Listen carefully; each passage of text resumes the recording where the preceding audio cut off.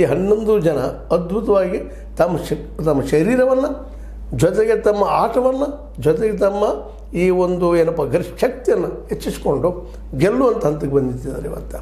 ಹೀಗಾಗಿ IPL ಈ ಸಲ ಬಹಳ ರಣಕುತೂಹಲ ಎಲ್ಲರಲ್ಲೂ ಮೂಡಿಸಿದಂತೆ. ಅದರಲ್ಲೂ ಪಂಜಾಬ್ದ ಕ್ಯಾಪ್ಟನ್ಶಿಪ್ ವಹಿಸಿದಂಥ ಶ್ರೇಯಸ್ ಅಯ್ಯರ್ ಮತ್ತು ನಮ್ಮ ವಿರಾಟ್ ಕೊಹ್ಲಿ ಹೆಚ್ಚುಗಳು ಒಂದೇ ಲೆವೆಲ್ದಲ್ಲಿ ಆಟವನ್ನು ಆಡ್ತಾ ಇದ್ದಾರೆ.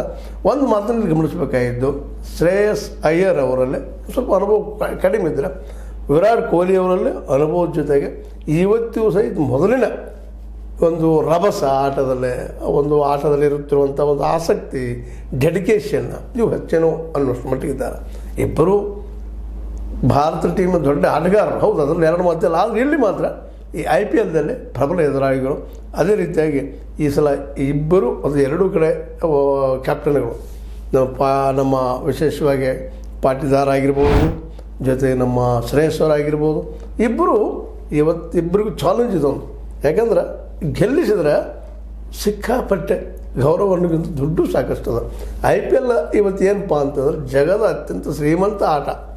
ಕ್ರಿಕೆಟ್ನಲ್ಲೇ ಯಾವುದೇ ದೇಶದಲ್ಲಿ ಇರೋಕ್ಕಿಂತ ಹೆಚ್ಚಿನ ಇಲ್ಲಿ ಬಹುಮಾನಗಳು ಹರಿದು ಬರುವಂಥ ದುಡ್ಡಿನ ವ್ಯವಹಾರ ಸಾಕಷ್ಟು ಹರಿದು ಹೋಗೋದ್ರಿಂದಾಗಿ ದುಡ್ಡು ಎಲ್ಲ ಕುಣಿಯೋದ್ರಿಂದಾಗಿ ಯಾರು ಉತ್ತಮವಾಗಿ ಆಡ್ತಾರೋ, ಯಾರು ತಮ್ಮ ಇಡೀ ಒಂದು ಆಟವನ್ನು ಡೆಡಿಕೇಟಿವ್ ಆಗಿ ತಮ್ಮಲ್ಲಿರೋ ಶಕ್ತಿಯನ್ನು ತೋರಿಸ್ತಾರೋ, ಸಮಯಕ್ಕೆ ಸರಿಯಾಗಿ ಸಂಯಮದಿಂದ ಜೊತೆ